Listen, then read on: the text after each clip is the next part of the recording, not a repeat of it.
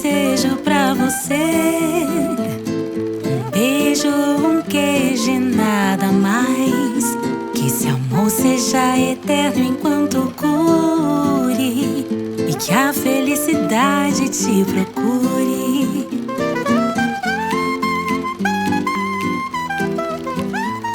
Que seja eterno enquanto cure.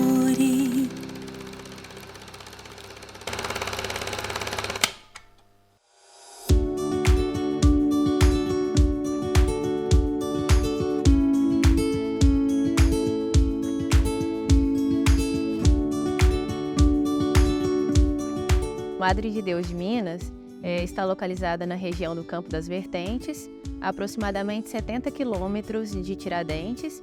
Tem uma população de um pouco mais que 5 mil habitantes, uma população muito calorosa, muito acolhedora. E é uma região que se destaca pelo agronegócio, respira o agronegócio, na produção de grãos como soja e milho, na produção de trigo de boa qualidade e tem uma bacia leiteira bastante relevante. E a Fazenda Santa Mônica ela tem um papel importante nessa introdução do turismo para o município, porque com o pessoal vindo conhecer o queijo, a fazenda, vai levar o nome de Madre de Deus e trazer mais pessoas para girar a economia local e conhecer mesmo a população e essas belezas naturais.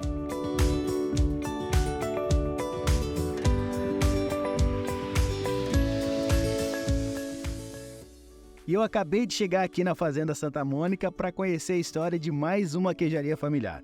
O Renato e a Viviane foram em busca de um sonho, que acabou se tornando realidade e um novo estilo de vida. Então, Dudu, a história da Fazenda Santa Mônica começou em janeiro de 2016, quando a gente adquiriu junto com um amigo nosso, o Joanes.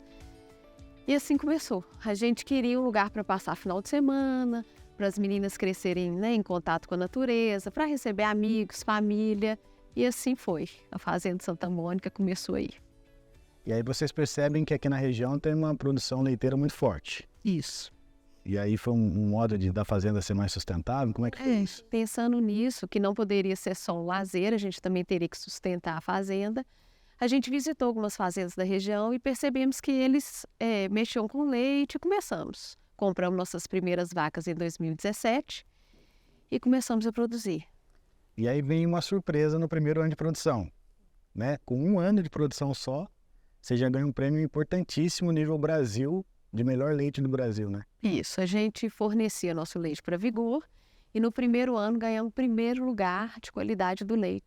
Brasil. Brasil, nível Brasil. E ganhamos 2019, 2020 e 2021.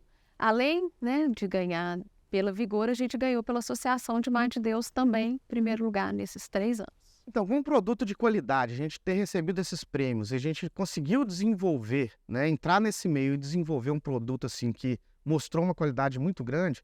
Eu e a Viviane conversamos, a gente sempre gostou muito de vinhos e queijos, né, e esse mundo da gastronomia, e a gente começou a amadurecer mais a ideia, estudar, viajar dentro de queijarias aqui dentro do Brasil, também fora do Brasil, estudar e amadurecer essa ideia, e assim começou o projeto da queijaria na Fazenda Santa Mônica.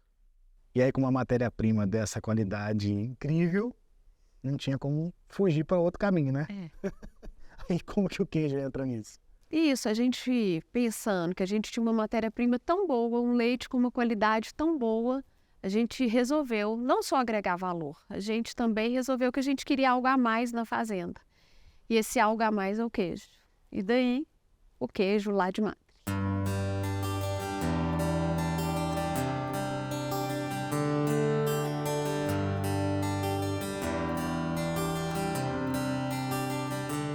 A receita do queijo lá de Madre foi uma receita que foi inspirada num queijo holandês. Quando eu comecei os trabalhos com o Renato de consultoria, eu tinha experimentado esse queijo pela primeira vez numa feira que eu participei lá na França, que chama Cial, uma feira que tem de alimentos, conhecida, uma feira internacional.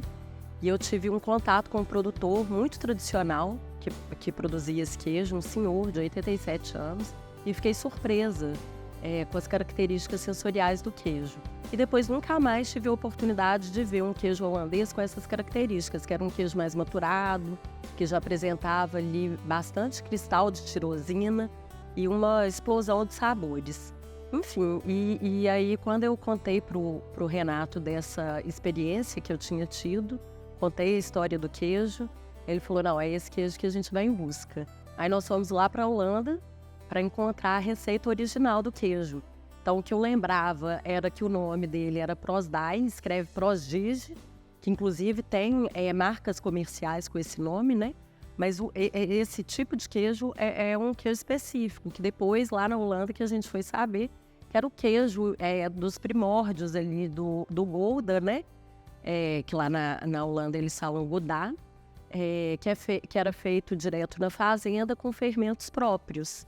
E esse queijo foi se extinguindo ali pela industrialização, então foi um queijo muito difícil, mesmo a gente tendo viajado para a Holanda em busca dessa receita, que a gente não sabia exatamente o que ia encontrar, a gente não encontrou de imediato. Então, muitos produtores ou laticínios que a gente ia visitar, a gente perguntava se conhecia e vários falavam que não existia aquele queijo. Mas aí chegou mais na metade da viagem, a gente conseguiu encontrar um produtor que pôde, né, detalhar o processo de produção e contar toda a história desse queijo, inclusive compartilhando sem receios, né, toda a receita, o fermento que ele usava. Então, o diferencial desse queijo está nessa cultura presente no fermento, que antigamente era um fermento como o soro fermento da canastra, um fermento natural, né? Lá na canastra que a gente chama de pingo, que eles liofilizaram, aliás, eles fizeram uma técnica de congelamento, ultracongelamento, e conseguiram extrair as bactérias e os micro-organismos daquele fermento ali, porque eles perceberam que era um queijo que estava se extinguindo e separaram uma cultura para que fosse possível replicar aquele queijo.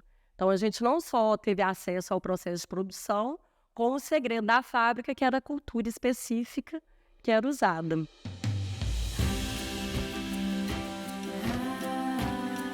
Renato, vocês não eram da área, e como que em tão pouco tempo vocês conseguiram aí chegar em primeiro lugar numa premiação de qualidade de leite nacional, cara? Então, Dudu, eu sou engenheiro, né, e nós compramos a fazenda, adquirimos aqui, começamos a trabalhar com leite, mas ao mesmo tempo, como eu vim da indústria, né, eu sempre fui muito apaixonado por gestão.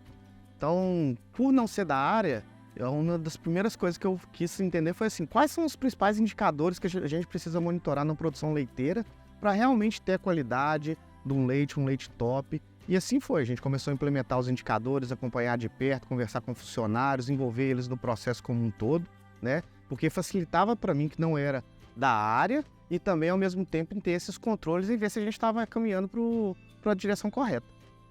E o processo seu ele é muito complexo, né? O seu processo de controle, porque você tem planilha para tudo, né? Dá uma palhinha só para entender, e o povo que está em casa também entender um pouco dessa complexidade dos números, por exemplo, que você atesta aí. Então, como engenheiro, eu sempre gostei muito de número, né? Então, acho que assim, a gente consegue traduzir todo o processo, né? Seja o que a gente estiver produzindo, seja um leite ou qualquer outro processo que a gente esteja fazendo na nossa vida, a gente consegue traduzir em número. Então, eu sempre gostei muito de colocar esses indicadores e realmente a gente tem como fazer se o setor reprodutivo da fazenda está funcionando bem, se a questão da qualidade na ordem está funcionando bem. Isso tudo você consegue refletir em números e vai acompanhando e vai mudando uma pecinha aqui, uma pecinha ali e os processos vão caminhando para uma melhoria contínua.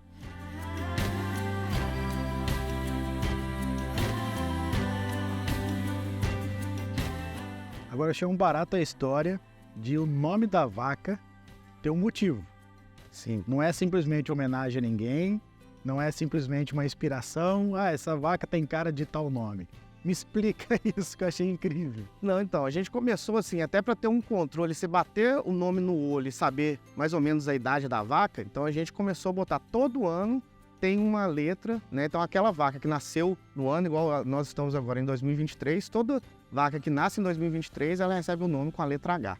Então quando a gente sabe que a letra é uma vaca Beloísa, não sei o quê, a gente já sabe que ela foi uma vaca que nasceu no ano de 2023. Isso tudo para entrar nessa planilha sua. Tudo para entrar com uma base de dados com cadastro, ficar mais fácil, identificação para todo mundo. Viviane, você está diretamente ligada ao bem-estar animal, ao cuidado com as vacas, sabe o nome de cada uma, né? E você sempre gostou desse universo animal, assim, né? Isso. De cuidar deles, assim. E hoje, como é que é a preocupação com o bem-estar animal aqui na Fazenda Santa Mônica? Então, quando a gente iniciou com as vacas, com os cavalos, eu sempre estudei muito, porque eu sempre gostei muito de animal e uma coisa que eu queria aqui na fazenda é que as vacas tivessem um tratamento assim. Elas que nos dão a matéria-prima, né? A principal matéria-prima nossa é o leite. Então, eu fiz muito curso de bem-estar animal. Eu sei o nome de cada uma. Eu sei quando um emagrece, quando engorda. Eu sei o nome dos bezerros. Eu gosto de tratar, eu gosto de acompanhar os tratamentos, né? Embora de longe, a gente não mora na fazenda. Mas todo tratamento feito, medicamento, eu gosto de acompanhar. Sempre estudo se tem novos medicamentos. Então, assim, eu tenho uma paixão por animal. E eu tenho uma paixão por todas as minhas vacas. Então, assim, elas têm nome, eu sei o jeito. Eu tenho a minha vaca, que é a Doralice, que dorme no meu colo. Ela tem 400 quilos, ela ainda deita a cabeça no meu colo. Então, assim, é uma relação, porque eu acho que para o leite ter a qualidade que tem, né? Não é apenas a gordura da raça Jersey que é boa. É o tratamento, é o trato que a gente dá, é a maneira que a gente dá. E o manejo, para mim o manejo aqui é o principal. Aí é aquela frase, gentileza gera gentileza, né? Isso mesmo.